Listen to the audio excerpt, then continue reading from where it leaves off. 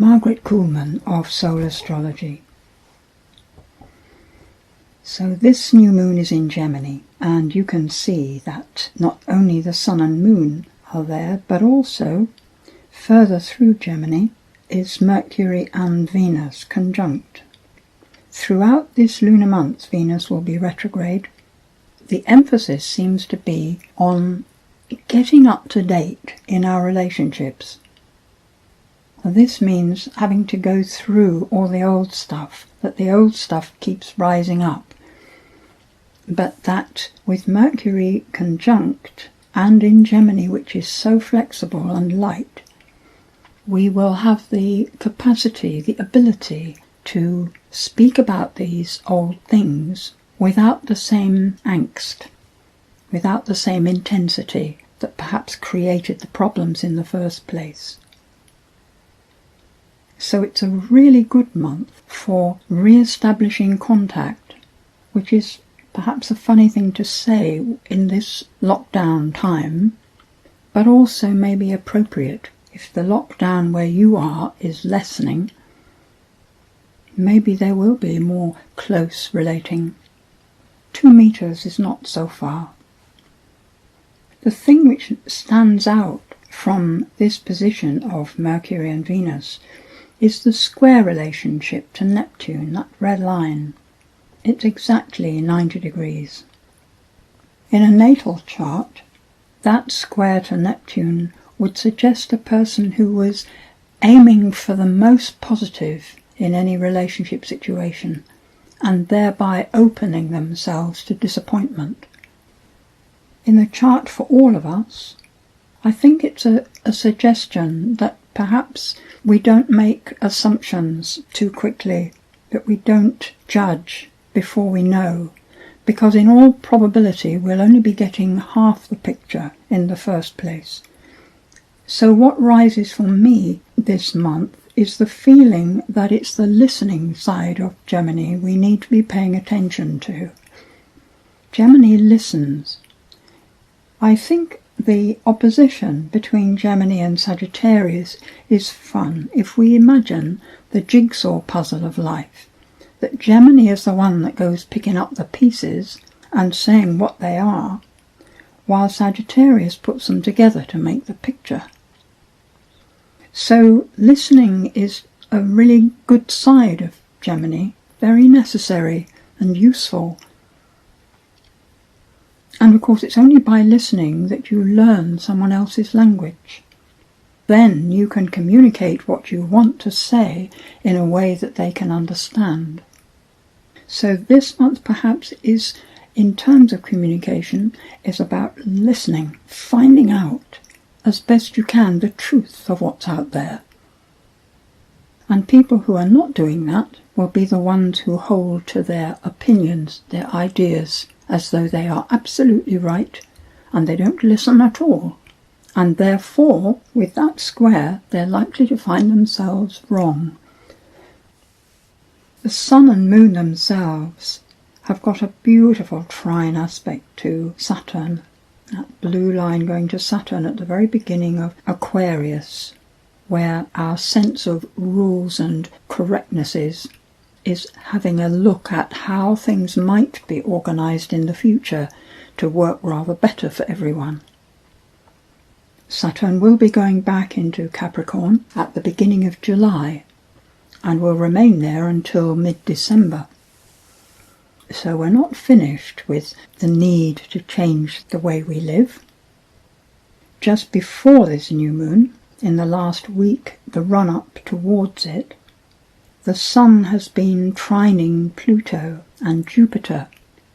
So from the middle of May, we are likely to have been really behind the idea of a complete change in the way we live becoming necessary. The people who have most to lose by any major shift in how we live are the ones who are going to be denying the need for it. These will be the ones who cling to the older ideas, trying to get back to how it was before the virus arrived for us all. But to those people who have ideals beyond simple comfort, it's becoming increasingly obvious that transformation is required. This new moon is looking at the ways in which we may do that, checking out what our actual values are, reminding ourselves what people really need to bring about happiness and health, rather than pleasure and comfort. And the Sun and Moon also square Mars. Again, since the middle of May, Mars has been moving through Pisces and will continue to do so until late June. So our energy, the energy level of humanity as a whole, is wide open and swimming in the sea of human emotion. I'm sure you will have noticed the waves of emotion that arrive, that are not necessarily what you were feeling before, but suddenly one day you wake up and you're feeling really frustrated without knowing quite why, really angry, really panicking, or full of humour.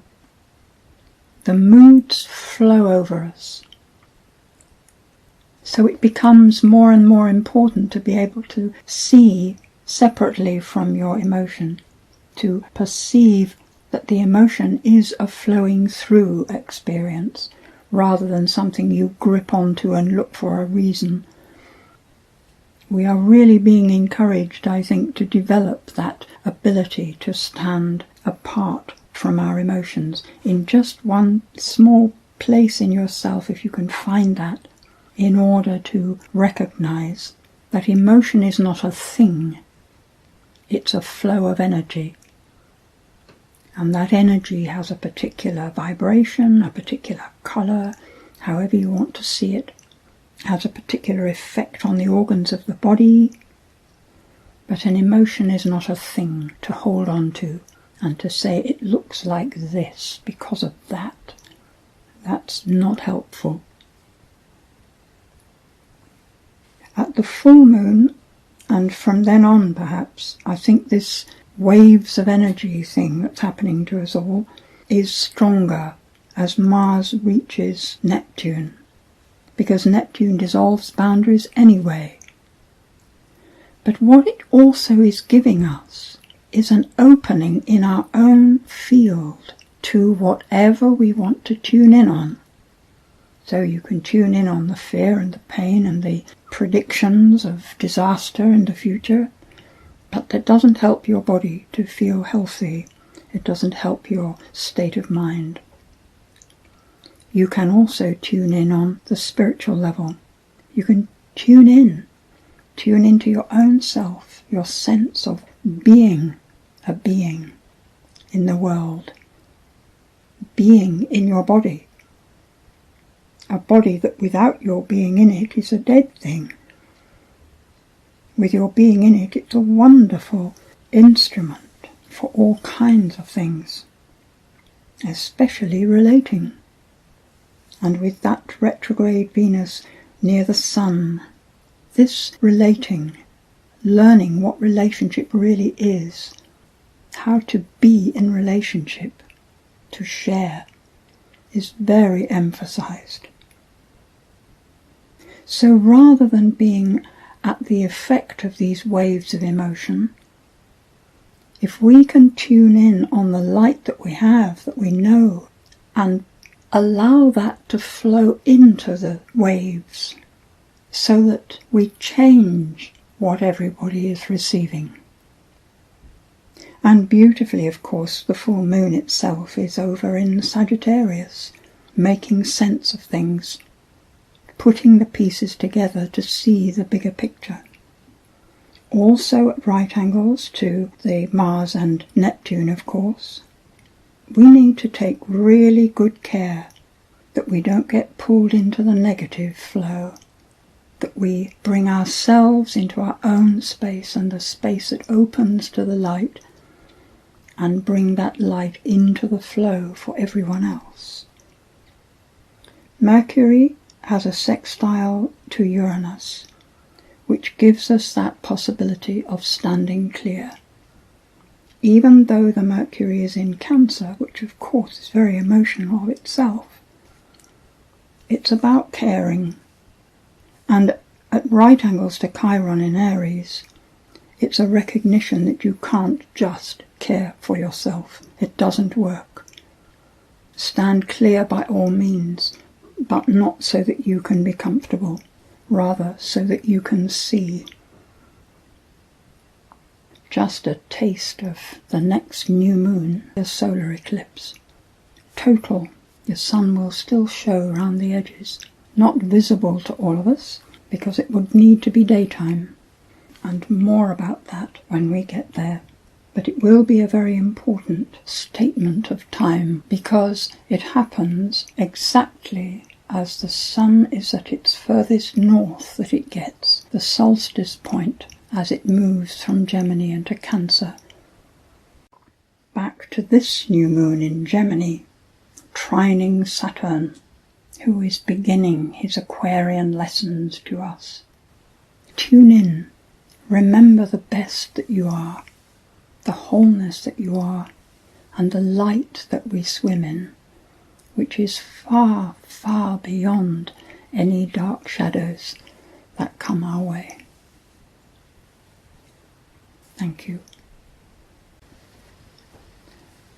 Now is the time to look within, always the adventurer's greatest mystery. A coloured light show plays upon the walls, emotional scenery, mind's favourite playground. Watch what you find, enjoy the show, share the drama, play the game, and in the quiet later, ask your loving soul, what was that about? Then listen within to wisdom.